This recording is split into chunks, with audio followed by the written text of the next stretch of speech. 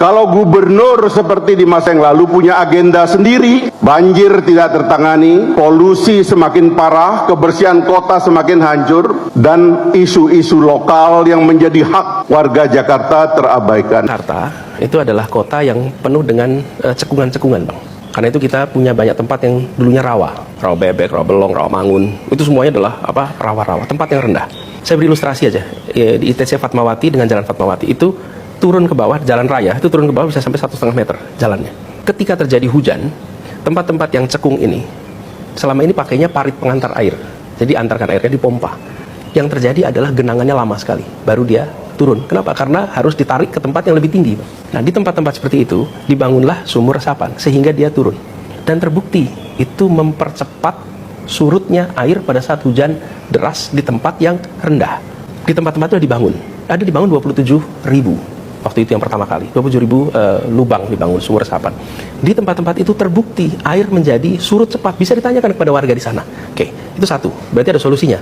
Yang kedua, apakah sempurna? Tidak, Bang. Apa tidak sempurna? Sebagian pelaksanaan kontraktor itu ada yang dikerjakan dengan rapi, ada yang tidak rapi. Ini kelihatan di lapangan. Ya, kita bangun 27.000, ya kalau ketemu ada 50 yang bermasalah sangat mungkin. Nah, 50 inilah yang difoto, 50 inilah yang kira-kira ya, yang digandakan dan diramaikan. Tapi program secara umumnya itu berhasil. Ini bukan kata saya, kata warga juga. 5 tahun yang lalu di kota kita dihantam COVID. Banyak dari kita yang sudah lupa peristiwa itu. Tapi bagi saya pribadi, 2,5 tahun mengurusin COVID adalah ujian integritas yang luar biasa.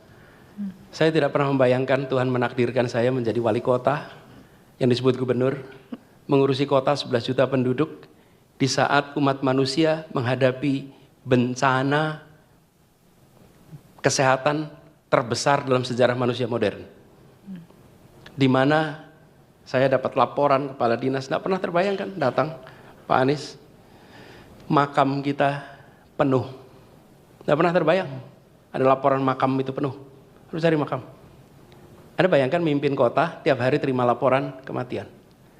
Tapi sekalian, periode itu adalah periode di mana saya katakan pada tim, ini yang kita butuhkan adalah kepercayaan dari publik pada negara. Rakyat harus percaya. Kenapa rakyat harus percaya? Karena tidak bisa menangani pandemi itu hanya tangan negara. Semua orang harus terlibat. Konsekuensinya apa? Konsekuensinya lakukan hal yang benar walaupun tidak populer. Yang kedua, lakukan hal yang benar walaupun bertentangan dengan pemerintah pusat. Ini ujian integritasnya nih. Di mana ujian pertamanya? Ujian pertamanya ketika fakta-fakta ditutupi dan kami pilih buka. Itu ujian integritas tuh. Kami pilih mau buka, pemerintah pusat bilang jangan. Kami merasa kalau dibuka membuat orang sadar dan percaya kami tidak nutup-nutupi. Pemerintah pusat bilang jangan dibuka karena kalau dibuka menimbulkan kepanikan. Oke? Lalu saya bilang pada teman-teman semua, ini ada catatan di situ. Jangan takut atas opini hari ini. Jangan takut atas apa yang ditulis hari ini. Tapi takutlah atas apa yang ditulis para sejarawan di masa depan. Karena mereka akan menengok keputusan kita berdasarkan data yang lengkap. Hari ini kita kerjakannya potong-potongan. Itu ujian integritas yang paling besar. Dan saya ingat ketika kita harus ambil keputusan waktu itu yang namanya rem darurat bulan September 2020. Saya di sidang khusus oleh para menteri gubernur Jakarta. Karena pada hari itu stok di Jakarta anjlok karena Jakarta memutuskan darurat. Dan saya bilang pada semua, gak apa-apa kita dimarahin. Tapi kita sedang menyelamatkan manusia, nyawa manusia. Dan ini tantangan terbesarnya. Kenapa? Karena yang kita kerjakan sifatnya mencegah. Mencegah itu keberhasilannya tidak gampang dibuktikan. Oke? Pemadam kebakaran, ada peristiwa kebakaran 10 rumah, dia memadamkan dan padam dalam 2 jam mudah diukur. Tapi pemadam kebakaran berkeliling ke semua rumah, mencegah kebakaran, tidak bisa dibuktikan.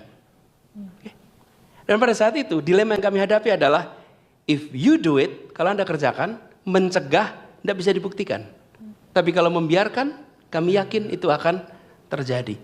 Selama 2 tahun, itu isinya ujian keputusan-keputusan integritas. Kenapa? Karena berhadapan dengan opini publik, berhadapan dengan pemerintah pusat, yang prinsipnya berbeda. Nah, kami merasa bahwa integritas. Kenapa? Karena kami butuh rakyat Jakarta percaya.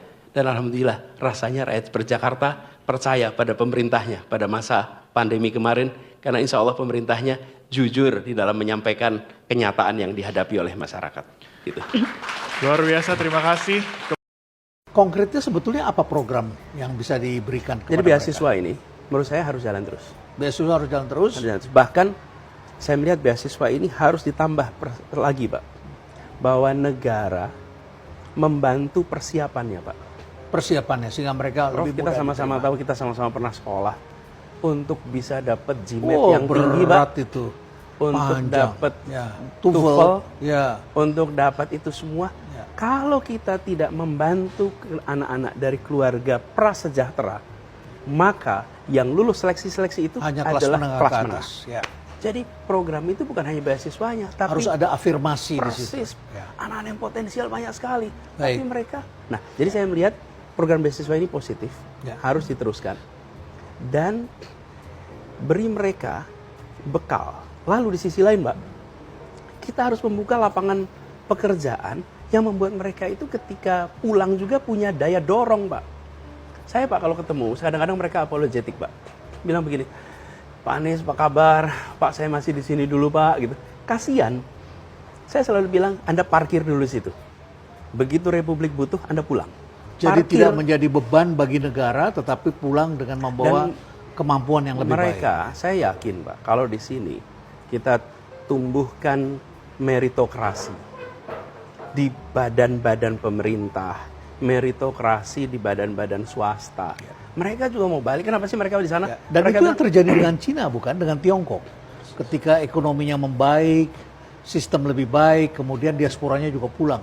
dan membangun sebetulnya, Pak, lebih unik adalah Park Chung Hee, Korea Selatan. Korea Selatan. Apa yang dikerjakan Pak Chung? Jadi begini, ketika perang Korea, sesudah perang Korea itu ada gelombang orang pergi ke Amerika dari Korea Selatan. Mereka pada sekolah di sana. Ya. Lalu Park Chung Hee membangun pembangunan ekonomi dan dia membutuhkan orang-orang Korea untuk pulang. Apa yang dikerjakan? Presidennya datang ke Amerika, keliling kota-kota. Call for duty. Kami panggil Anda pulang. Dan dia bilang, kami belum kaya. Kami belum bisa kasih Anda gaji tinggi. Tapi kalau Oke? Anda pulang, kita Kalau bisa Anda bikin pulang, kaya. kita bisa berubah. Bisa bikin Jadilah kaya, ya. 20 tahun kemudian Samsung, Hyundai, Kia, dan lain-lain. Nah, jadi Pak, kita perlu siapkan itu, lalu panggil pulang. Mereka akan pulang kok. Ya. Pak, kalau kepala negara itu datang memanggil. Tapi kepala negara memanggil itu begini. Nih, kami akan mengerjakan ini nih. Mari pulang. Oh, datang. Kuliah umum di Universitas Pamulang. Saya mengatakan bahwa kemajuan bangsa, ya kemajuan bangsa itu ditentukan oleh kualitas manusia. Kualitas manusia ada 2 hal yang mendasar. 1 kesehatan, 2 pendidikan. Kalau 2 itu dikelola dengan baik, insya Allah kualitas manusia akan baik. Kalau kualitas manusia baik, maka pembangunan akan berjalan dengan baik. Karena orang yang sehat dan tercerdaskan, dia akan bisa beraktivitas dengan jauh lebih baik. Betul tidak, teman-teman? Nah, itulah sebabnya kenapa 2 hal ini penting. Nah, pertanyaannya, apakah ini urgen? Urgen sekali di Indonesia, sangat urgen. Banyak dari kita yang tidak bisa berkarya dengan baik karena tidak mendapatkan pendidikan dengan baik. Ini kita adik-adik semua dari kampus. Anda termasuk beruntung, adik-adik. Coba diingat-ingat teman SD yang sampai kuliah. 1 kelas saja. Ada berapa yang nggak pernah kuliah? 1 kelas saja. 1 kelas mungkin 40. Kenapa saya katakan itu? Di Indonesia masuk SD 5,4 juta kira-kira masuk SD. SD kelas 1. Lulus SMA sudah berkurang menjadi berapa? 3,8. juta. Oke, hilang di jalan. Yang lulus termasuk Anda nih lulus. Anda termasuk yang 3,8. Selisihnya di mana? Di luar sana, nggak pernah masuk, nggak bisa lulus. Seperti piramid kita ini. Partisipasi sekolah SD 99%, SMP 81%, SMA 64%. Jadi 36% dari anak-anak SD kelas 1 itu tidak pernah lulus SMA. Bagaimana kita Lalu kita selalu bicaranya tentang kualitas sekolah ditingkatkan, kurikulum ditingkatkan. Lah yang tidak dapat sekolah itu bagaimana? Kita nggak obrolin. Betul tidak? Setiap kali kita bicara pendidikan selalu membicarakan yang berada dalam sekolah. Lah yang di luar ada yang mikirin. Itu yang membuat sektor informal kita selalu besar. Karena mereka mau daftar pekerjaan, daftar ke Universitas Bung Hatta aja. Pasti ijazahnya minimal SMA untuk jadi pegawai. Betul tidak?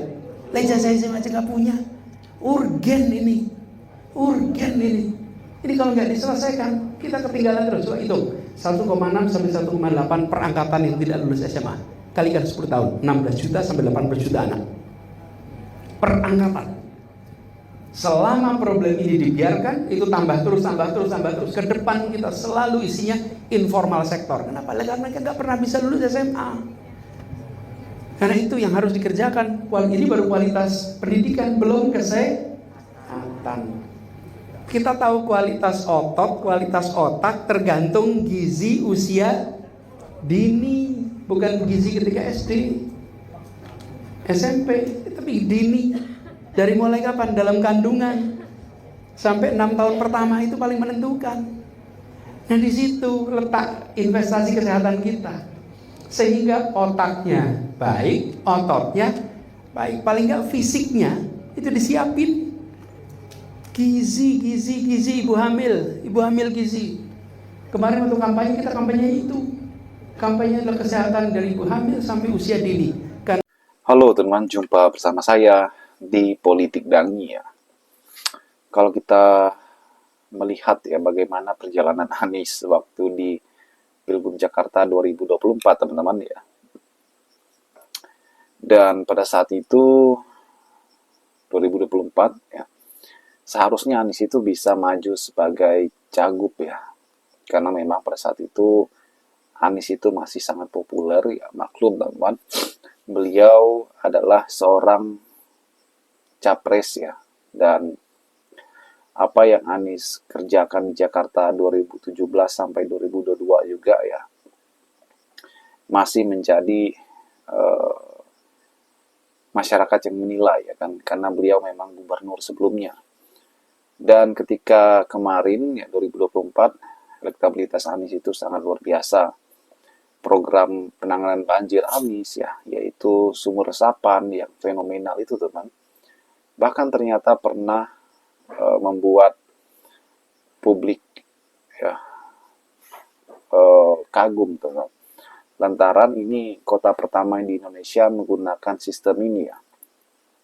Kalau di luar negeri sebenarnya ya sudah banyak yang menggunakan sumur resapan ya untuk menangani banjir. Namun karena politik di tempat kita ini adalah sangat luar biasa teman ya, jadinya viral ya kan. Dan salah satunya Fahri Hamzah ya, pada saat Pilgub Jakarta ya, Fahri ini mendukung Ridwan Kamil teman, RK. Dan pada saat itu ya pidato Fahri ya, walaupun tidak menyebut nama, ia mengatakan ada gubernur sebelumnya yang banjir tidak tertangani ya, dan sebagainya teman. Jadi ini seolah-olah menyindir Anies ya, karena Anies gubernur sebelumnya. Dan kalau kita melihat bagaimana prestasi Anies sebenarnya sangat luar biasa di Jakarta. Seperti yang saya katakan tadi ya, penanganan banjir ala Anies pada saat itu adalah tentang bagaimana ia membangun sumur resapan teman. Dan ini sangat luar biasa ya kan, prestasi Anies, bagaimana cara ia membangun monumen seperti JIS ya, yang megah teman-teman, kemudian menuntaskan kemiskinan ya, macet dan sebagainya, teman. Jadi Anies itu sosok yang luar biasa ya. Yang intinya Anies juga orang yang sangat bersih ya. Kadang banyak yang menilai Ahok itu adalah gubernur yang bersih juga, teman, dan ternyata Anies juga sama, ya kan. Beberapa kali diperiksa KPK, ya kan, dan Anies ya, tidak bersalah sama sekali. Bagaimana menurut kalian?